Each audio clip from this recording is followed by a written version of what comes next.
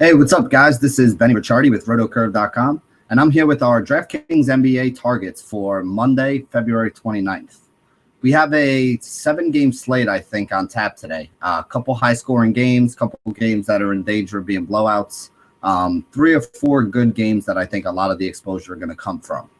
There are a lot of studs that are in pretty good spots today, and rather than attempt to tell you guys play this guy over that guy, you know, when it comes to some of these studs, you want to kind of have exposure to all of them or as many of them as you can if you have more than one lineup going out there. What I decided to do today is talk about some of the glue guys instead. You know, some of the guys who are the guys that I'm targeting in that like 5K range, that if you fit 2 or 3 of them in, you're going to allow yourself the roster flexibility to fit in a stud or 2 at some of the other positions, which I think is going to be the way that it goes tonight. There are a lot of studs that are in good spots. So I think that you're going to want to try to find at least one value play, try to fit in 2 of these studs, and then play a lot of these guys in that 5 and 6K range today. And I think that's the roster construction that's going to wind up getting you some big money. So let's call up the slideshow and talk about some of these guys who I'm talking about and why I think we almost need to play them, you know, on this slate.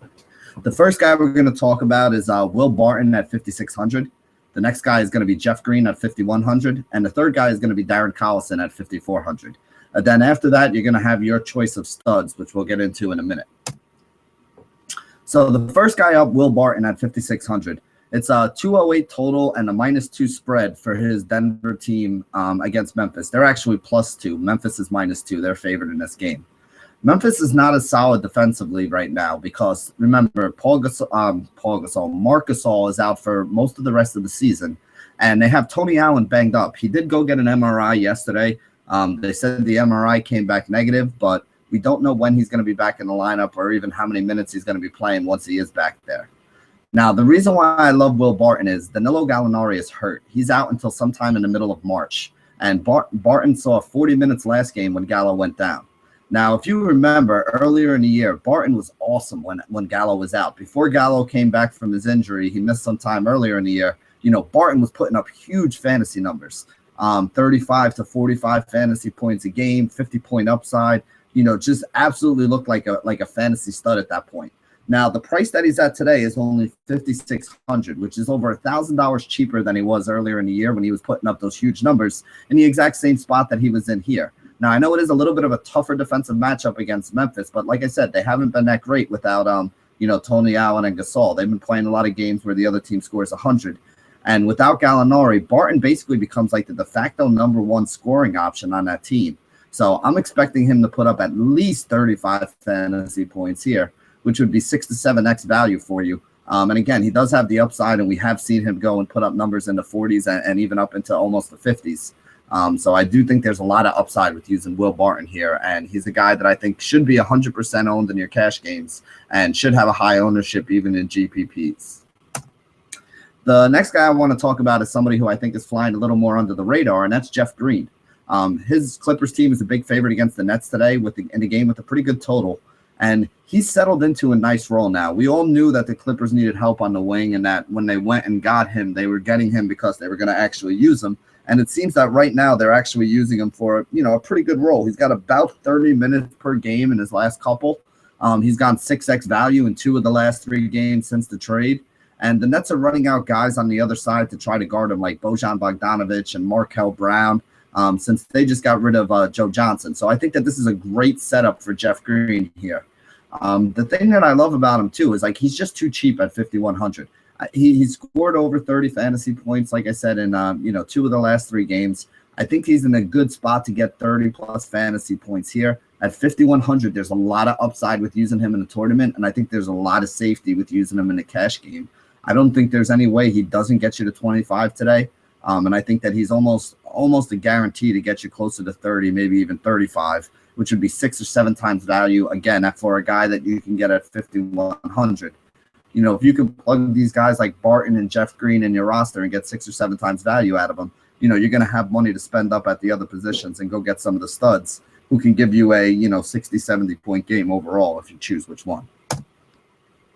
Last guy I want to talk about is Darren Collison. He's going to be in OKC. Vegas has actually been slow to post the line on this game because Rajon Rondo is likely to miss it, and Rudy Gay is in danger of missing it with a shoulder strain as well. And if Rondo's out, that's going to mean huge minutes for Collison. And also a big bump in the usage that he gets because he'll be the starting. He's been seeing more minutes and reach and value even when Rondo was active anyway. He's been playing the whole fourth quarter for the most part. They're a little bit of a mess on that Sacramento team at the shooting guard spot. So especially defensively, they're way better off when they have Collison and Rondo on the floor together. And it's been something that they've been rolling out there lately. In his last 5 games, he's gone 5.5x or better in 4 of those last 5, including a couple 6 and 7x value games. If you have Rondo out in this game, I think he's a pretty good shot to get you 30-plus fantasy points, somewhere between 25 and 35, which would be somewhere between 5 and 6x value, based on his price here today. I do really like Collison if Rondo is out. I still think he's an okay viable option if Rondo is in, but if Rondo is in, I'd probably like to swerve over to a guy like George Hill at 5,800, who put up a 41 fantasy point performance the last time he went up against Kyrie Irving defense and the Cleveland Cavaliers. So right now, I think Collison is probably the cheap point guard that I like the most. I do also like George Hill. If you decide to go up and pay for, Collison and George Hill and Will Barton and Jeff Green, you're probably only looking at like $21,000 or $22,000 for basically 4 spots on your roster. 10K stud, have 18K left over. You can even pick up a second stud and a 3 or 4K guy to go with it. Or you can pick up 2 or 3 guys in that 6 or 7K range to round out your roster.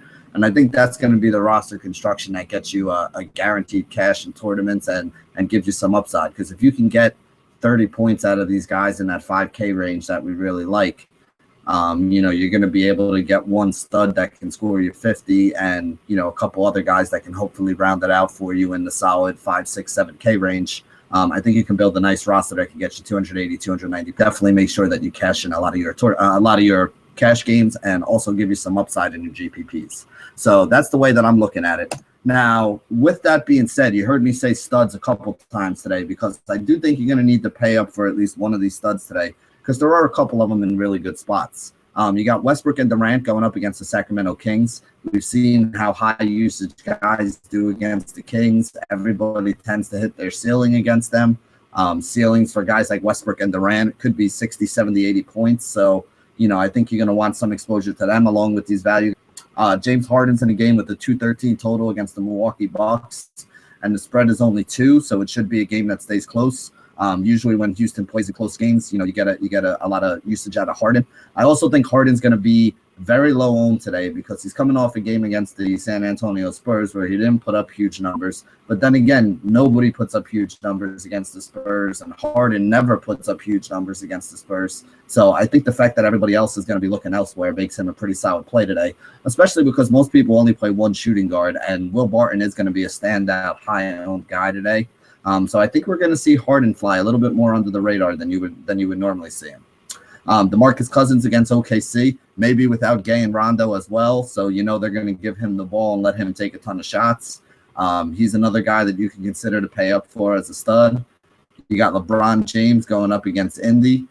He's coming off a rest game, and the Cavs have lost 2 games in a row, 3 of their last 4. So I think the King's going to be motivated to, play his best game and really make sure that they get back on the winning side of the ledger tonight. So I think LeBron is another sneaky guy that you want to have some exposure to in tournaments. So as you can see, there's a lot of guys here that make sense to pay up for. So we're going to range to try to find enough guys to round out a roster with some of these studs in order to, for us to have a chance to, take down the tournament tonight. So that Monday slate, that's the way I'm going to be playing it. And those are some of the guys who I have at the top of my list of guys that I want to target. So thank you guys for joining us here at rotocurve.com for our DraftKings NBA targets. As always, make sure you guys stay classy, DFS.